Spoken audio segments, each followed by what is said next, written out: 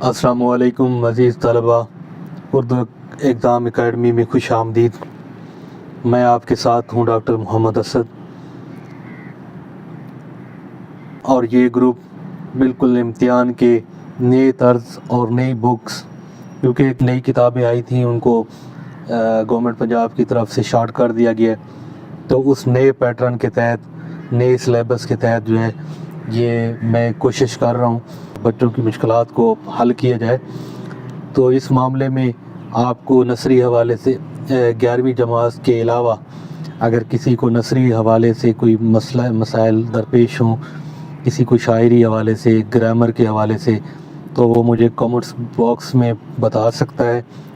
انشاءاللہ اس کی مشکلات کو حل کرنے کے لیے پوری کوشش کروں گا۔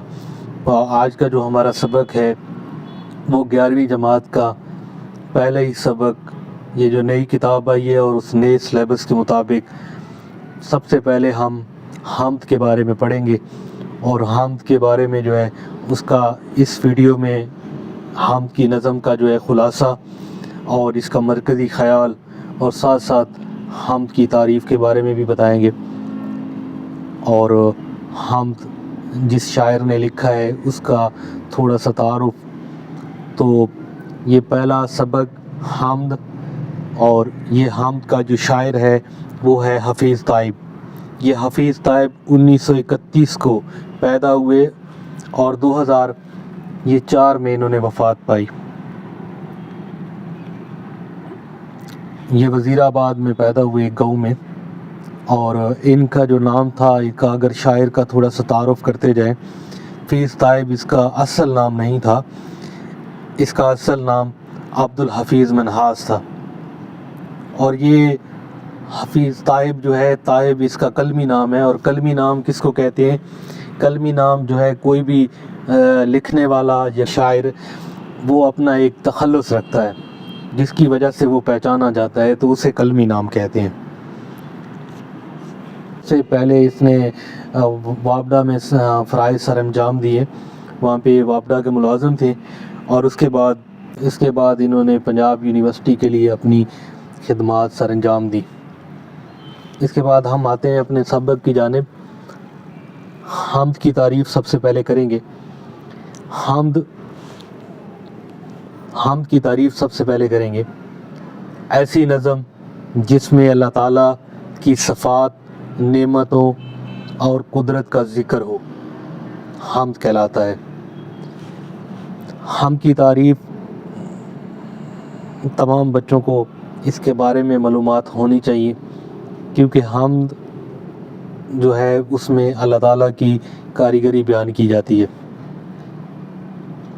نظم کا خلاصہ ہم دیکھیں گے، یہ بہت ہی نئے پیٹرن کے حوالے سے، نیا جو سلیبس ہے اردو میں 11ویں جماعت کا، اس حوالے سے یہ 5 نمبر کا بڑا اہم سوال ہے جس میں نظم کا خلاصہ پوچھا جاتا ہے، اور یہ ہر جگہ پہ یہ بہت زیادہ اہمیت رکھتا ہے، کیونکہ اس حوالے سے جو ہے وہ 5 نمبر ایک آسان سا خلاصہ ہوتا ہے۔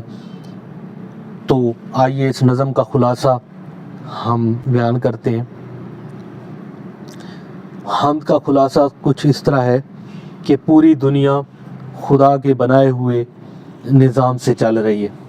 اس میں کوئی شک نہیں ہے کہ پوری دنیا جو ہے وہ اللہ تعالیٰ کے نظام سے چل رہی ہے۔ دنیا میں ہر چیز اسی وجہ سے قائم ہے، کیونکہ بنانے والا اللہ تعالیٰ ہے، تو اس لیے دنیا کی ہر چیز جو ہے وہ اللہ تعالیٰ کی وجہ سے ہی قائم ہے۔ پہاڑ اس کی عظمت دکھاتے ہیں، ہر جگہ اللہ کی قدرت نظر آتی ہے، کائنات کی خوبصورتی، آسمان کے چمکتے ستارے، صبح کی خوشبو اور روشنی، سب اس کی شان بیان کرتے۔ یہ نظام صرف اللہ کی مہربانی سے چل رہا ہے، کیونکہ نظام کو صرف اللہ ہی چلا سکتے ہیں۔ پوری دنیا کی چیزیں اللہ تعالیٰ کی عطا ہے۔ ہر چیز اللہ تعالیٰ کے حکم کے مطابق کام کرتی ہے۔ ہر دل میں اللہ تعالیٰ کی محبت ہے۔ انسان اللہ تعالیٰ کی یاد کی وجہ سے زندگی گزار رہا ہے، اور جسے ذکر الہی بھی کہتے ہیں، اور تمام مخلوق اسی کے آگے جھکتی ہے۔ یہ بڑے آسان الفاظ میں نظم کا خلاصہ میں نے بیان کیا ہے، اور امید ہے کہ آپ تمام طالب علموں کو، طلباء کو اس اچھی طرح سمجھ آ جائے گی، اور اس کو ایک دفعہ پڑھنے سے اچھی طرح سے سمجھ لیں گے۔ اس کے بعد اسی حمد نظم کا مرکزی خیال پیش کرتے ہیں۔ مرکزی خیال جو کہ 2-3 لائنوں پہ میں نے اس کا کیا ہے، اور انتہائی جو ہے وہ خوبصورت انداز میں بیان کیا گیا ہے۔ اس کائنات کا نظم و نسق کا مطلب ہوتا ہے بندوبست، انتظام، نظام، خدا کے قبضے قدرت میں ہے۔ شاعر کہتا ہے کہ اس کا جو بندوبست ہے، یہ جو نظام چل رہا ہے کائنات کا، یہ خدا کے ہاتھ میں، خدا کے علاوہ کوئی دوسرا اس میں شریک نہیں، اور نہ ہی اس کائنات کا نظام اللہ تعالیٰ کے علاوہ کوئی چلا سکتا ہے۔